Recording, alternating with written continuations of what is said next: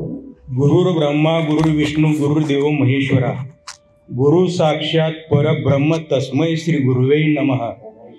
Sir, आपल्या प्रति खूप मला आदर आहे। मी खूप दिवस शोधत होतो। दत्तप्रभूंना मी एक प्रश्न विचारला। 6 एप्रिल ते 30 एप्रिल ते 6 मे श्री स्वामी समर्थांची पुण्यतिथी होती। त्यावेळी मी गुरुचरित्राचं पारायण केलं। आता या ठिकाणी बरेचसे सुशिक्षित आहेत। करमळ्यामध्ये पारायण झालं। पारायण झाल्यानंतर मी दत्तप्रभूंना एक प्रश्न विचारला की तुम्ही या जगताचे गुरु आहात, सर्व विश्वाचे गुरु आहात, महागुरु आहात। मला अशा व्यक्तीची भेट घालून द्या की त्यापासून सर्व काही माझं व्यवस्थित होईल, सर्व काही सुरळीत होईल। आणि पहाटे 3 वाजता मी नेहमीप्रमाणे पूजेला उठलो। पूजा झाली, आरती झाली आणि यूट्यूब चालू केलं। त्यावेळेस तुमचा व्हिडिओ मला दिसला आणि त्याच ठिकाणी मी व्हिडिओ सगळे पाहायला सुरुवात केली। 2 दिवसानंतर आपल्या स्क्रीनवर जो फोन येतो त्या फोनवरती मी फोन लावला। प्राजक्ता मॅडमनी फोन उचलला। प्राजक्ता मॅडम या करमळ्याच्याच आहेत। मॅडमनी विचारलं तुम्ही कुठले? म्हणलं करमाळा। मी पण करमाळ्याचेच आहे। आणखी विश्वास दृढ झाला। म्हटलं सर भेटतील का? सर भेटणार नाहीत, मला तुमच्याकडे यायचे।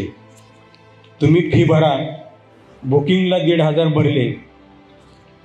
सत्य वस्तुस्थिती सांगतो सर, इतका आत्मविश्वास वाटला तुमच्याबद्दल की तुमचं जेवढं क्रेडिट कार्ड होते, जेवढं लोन होतं ते सगळं तुम्ही त्याच्यातून बाहेर निघालात।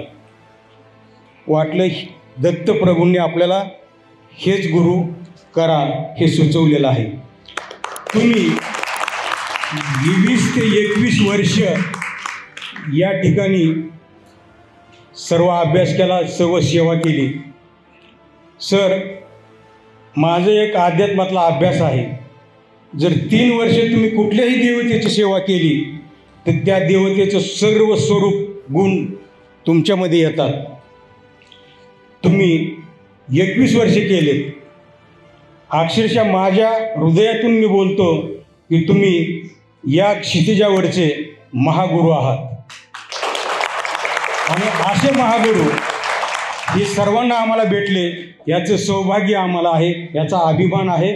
त्याबद्दल आम्ही अत्यंत ऋणी आहोत। मित्रांनो, गुरुदीक्षेचा कार्यक्रम आपला 4 दिवस झालेला आहे।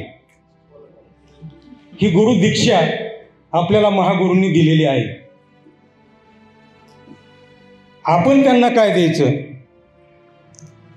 त्याच्या बदल्यात फक्त एकच मी तुम्हाला स्पष्ट सांगतो सर, की भाऊसुद्धा भावाला जर तोट्यात चालला तर तो कधी वर काढायचा विचार करत नाही। म्हणतो हा बुडतोय ना, त्याला बुडू दे तसाच। शेजारचा सुद्धा विचार करत नाही। शेजारचा सुद्धा म्हणतो की नाही अरे हा खालीच गेलेला बरा। आणि मराठा माणूस सर्वात विचित्र प्राणी। हा माझा अभ्यास आहे। आता तुमचा काय असेल मला माहीत नाही, कारण वर चालला की तो खेकड्यासारखे त्याला खाली ओढतोच, मदत करत नाही। तुम्ही एवढ्या उदात्त आणि मोठ्या मनाची व्यक्ती आहात की सर्वांना लॉसमधून बाहेर काढण्यासाठी एवढं तळमळीने आणि आपुलकीने एवढे 4 दिवस आम्ही ऐकतोय। याच्यातून फक्त मला एकच सांगायचं आहे की अशी व्यक्ती भेटणं हे आमचं सौभाग्य आहे। आणि याच्या पुढे आता मी सेटअप घेणार आहे आणि लावणार आहे। माझ्या घरी गेल्यानंतर आता 2 महिने पेपर ट्रेडिंग करणार। पेपर ट्रेडिंग झाल्यानंतर सुरुवात करणार। आपली टीम आहेच। आपला आशीर्वाद आमच्या सर्वांच्या पाठीशी राहणारच आहे। आपल्याप्रती पुन्हा एकदा आदर आणि ऋण व्यक्त करून मी माझे 2 शब्द संपवतो, मनोगत संपवतो। जय हिंद, जय महाराष्ट्र।